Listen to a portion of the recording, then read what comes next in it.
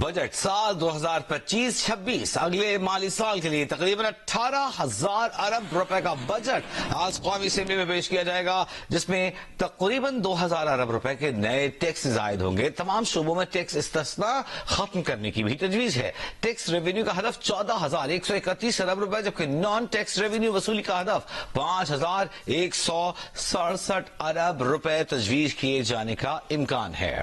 اگلے بجٹ میں غیر ترقیاتی اخراجات 16,286 ارب روپے ہوں گے۔ اگلے سال بجٹ خسارہ جی ڈی پی کا 5% تک رہنے کا امکان ہے، جو 6,501 ارب روپے بنتا ہے۔ اسلام آباد سے اشرف محکم کی رپورٹ کے مطابق 2.5% کی شرح سے کاربن لیوی بھی عائد کی جانے کی تجویز ہے۔ جیو نیوز کو ملنے والی معلومات کے مطابق اگلے بجٹ میں قرض پر سود کی ادائیگی کی مد میں 8,207 ارب روپے اور دفاع کے لیے 2,550 ارب روپے مختص کیے جانے کی تجویز ہے۔ جیو نیوز کو ملنے والی معلومات کے مطابق اگلے بجٹ میں قرض پر سود کی ادائیگی کی مد میں 8,207 ارب روپے اور دفاع کے لیے 2,550 ارب روپے مختص کیے جانے کی تجویز ہے۔ پیٹرولیم لیوی سے 1,300 ارب روپے حاصل کرنے کے لیے پیٹرولیم لیوی 78 روپے فی لیٹر سے بڑھا کر 100 روپے فی لیٹر کرنے کی تجویز ہے۔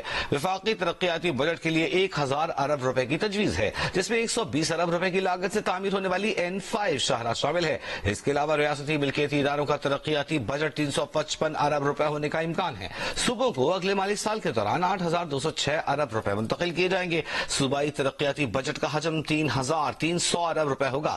بجٹ میں سرکاری ملازمین کی تنخواہوں میں 10% اضافہ اور تمام سیلری سلیبز پر 2.5% ٹیکس کم کرنے کی تجویز ہے۔ گریڈ 1 تسولہ کے ملازمین کو 30% ڈسپیرٹی الاؤنس دیے جانے کی تجویز بھی بجٹ کا حصہ ہے۔ پینشنرز کے لیے بھی 10% اضافے کا امکان۔ پینشن کی مد میں 1,055 ارب روپے مختص کیے جائیں گے۔ سبسڈیز کے لیے 1,186 ارب روپے مختص کیے جائیں گے۔ YouTubers, freelancers, non filers پر ٹیکس اقدامات متوقع۔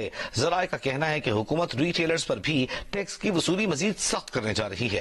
ذرائع کا کہنا ہے کہ بجٹ کی تیاری میں IMF کے ساتھ ہونے والے مذاکرات کو مد نظر رکھا گیا ہے۔ نان فائلرز سے GST 18 سے بڑھا کر 20% کیے جانے کا امکان ہے۔ پیٹرولیم مصنوعات سے صرف ڈیجیٹل ادائیگی سے پیٹرولیم مصنوعات خریدی جا سکیں گی۔ نقد پیٹرولیم مصنوعات خریدنے پر 2 روپے فی لیٹر اضافی ادا کرنے ہوں گے۔